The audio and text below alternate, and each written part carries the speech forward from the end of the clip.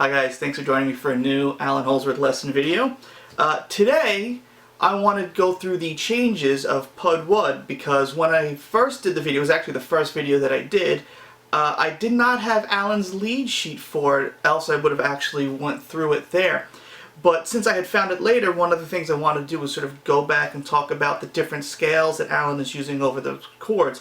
And what's interesting is that sometimes some things, just by looking at the chords, you might assume it might have been played one way, when in fact Allan might have chosen another way. So this video might be pretty good for anyone that wants to understand not only how Allan's sort of interpreting those chords, but if you want to do your own solo, you can attack the changes the way that Allan's doing it. Of course, it's up to interpretation, so if you want to do something else, that's perfectly fine too. I wanted to actually go through Allan's his handwritten chart. And anytime I come across any more of these charts, I'd like to do these videos because it gives you just a better understanding of how Allan thought of harmony and sometimes subvert your expectations on what you think the chord or the scale associated with that chord would be.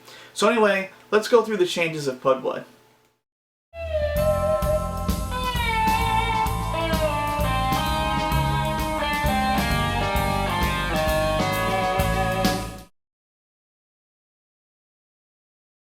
So hopefully this video will be a little short. I'm not going to really go into detail into what the chords are. You can watch my original video. It was the first video that I did in this sort of series, but I can't guarantee that it's any good because it was a long time ago. I'd like to think I got better, but I'm too nervous to go look and find out. So I'm just going to really run through the chords, but I'm really going to focus on the actual chart that Allan has written. So this is what Allan's handwritten chart actually looks like.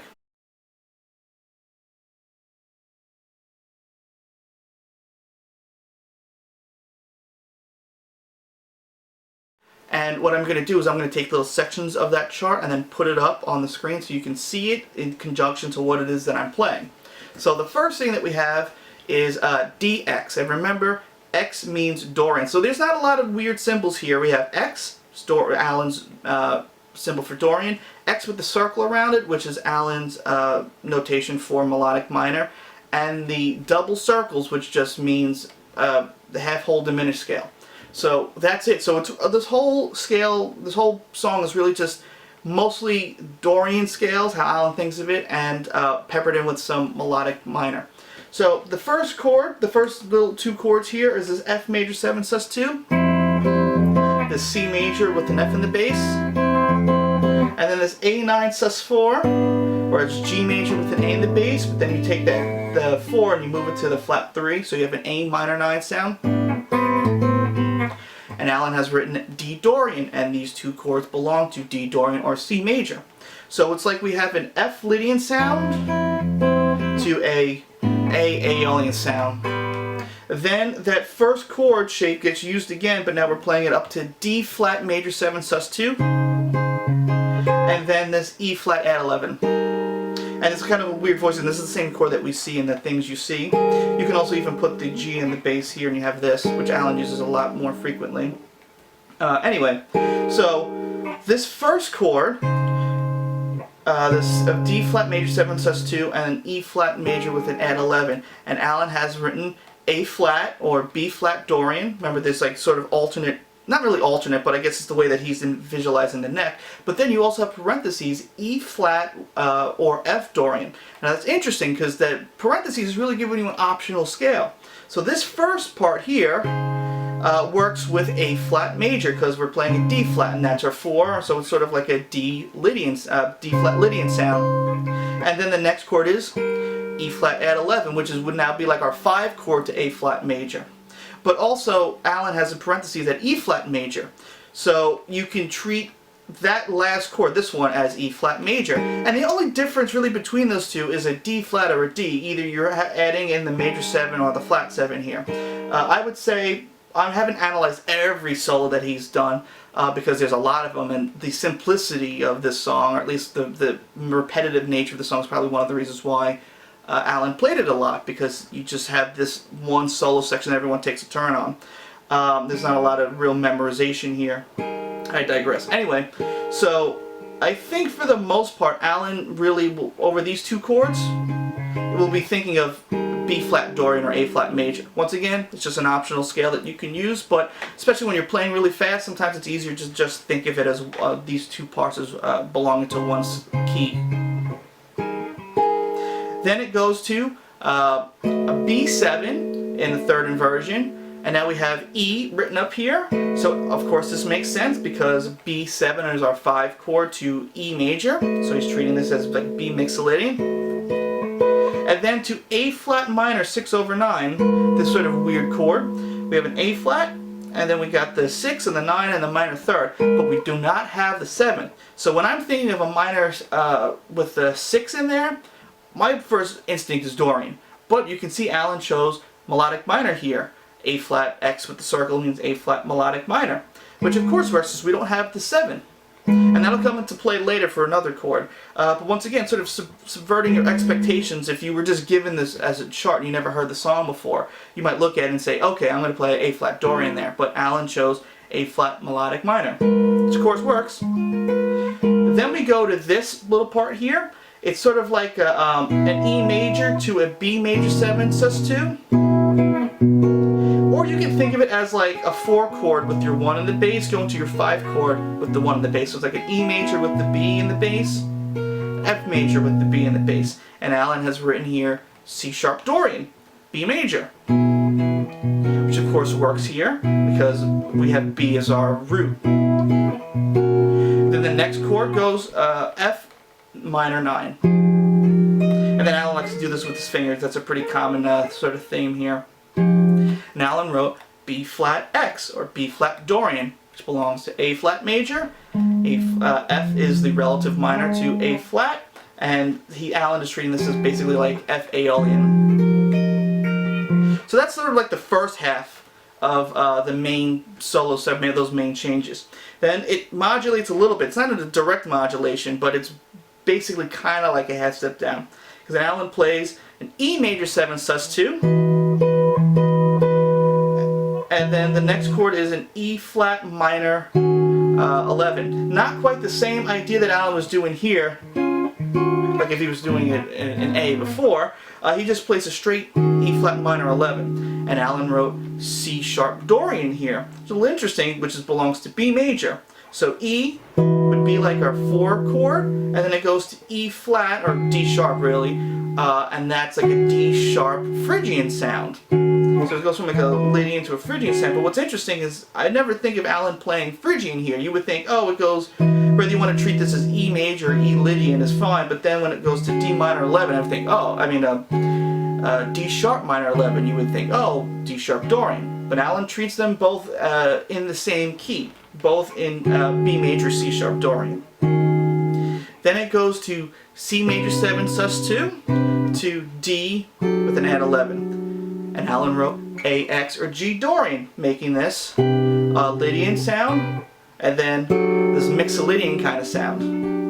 Now it's interesting that when this sort of happens earlier, Allan gave you that extra, well not gave you, but he has an alternate scale here that he doesn't use here for whatever reason. If you wanted to, it would be E major or F sharp Dorian, but for whatever reason Allan doesn't treat it that way.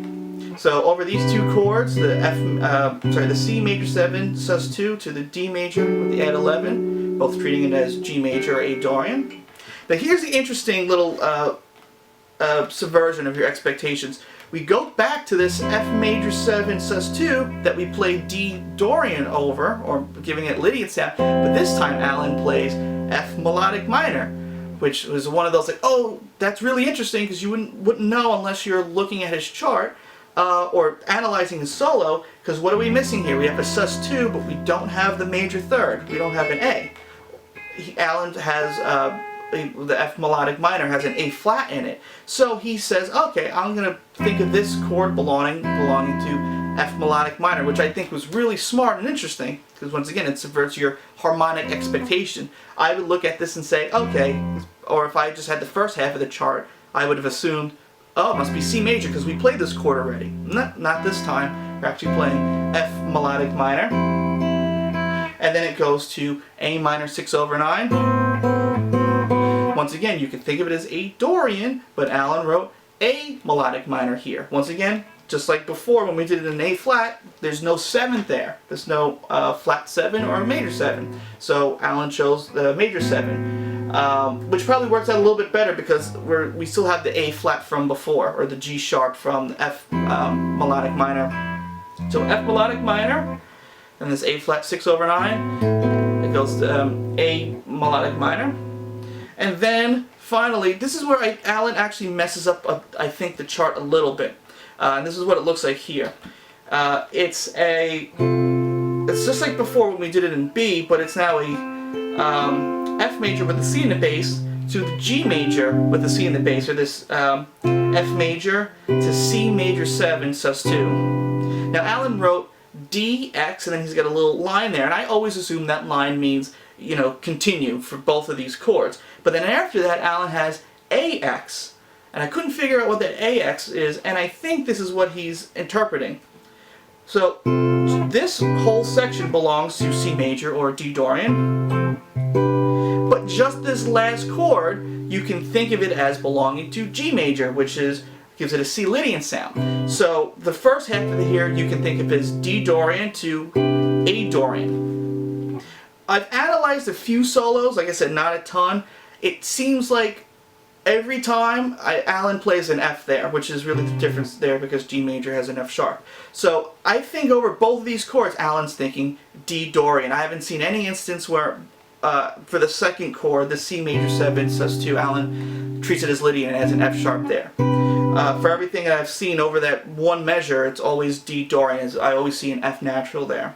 And then after that, it goes to F sharp minor 9 to an F sharp minor 6/9. So Allan's playing F sharp Dorian there, which fits because now we have the flat 7 and then we have the 6 in there. So we have all those components of F sharp Dorian.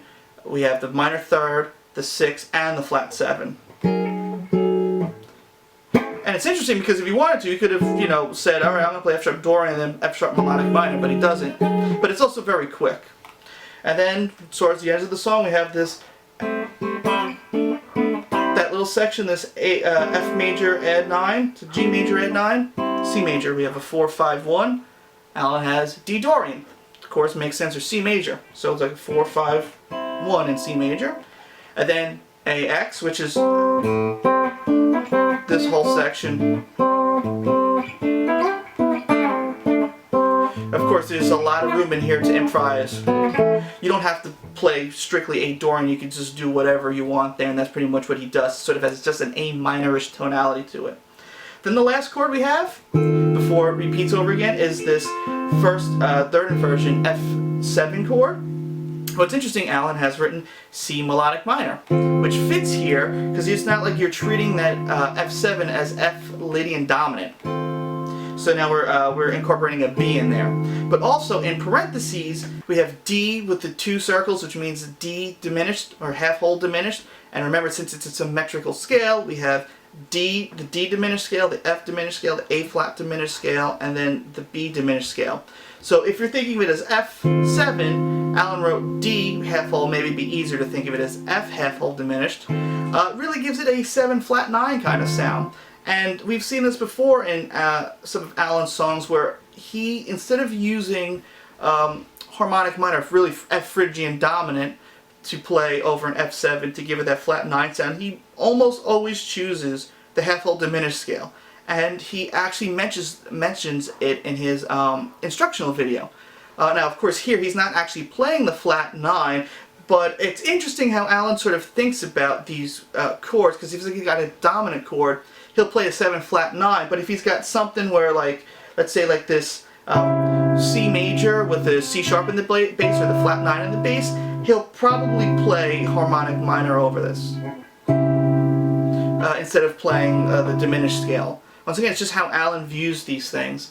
And that's it, and then it just repeats over again. Back to... So that's what's going on in Allan's chart. So hopefully I can get more of these charts. They kind of pop up. I found another one that popped up that I'll probably do a little video on. It won't merely be as long, and it's tougher because it's a bit broader because there's no real chordal structure. I'll do those a little bit later, but I think for next week we'll do another straightforward song lesson. So, thanks for joining me. Hope you learned something pretty cool, and I'll see you guys soon.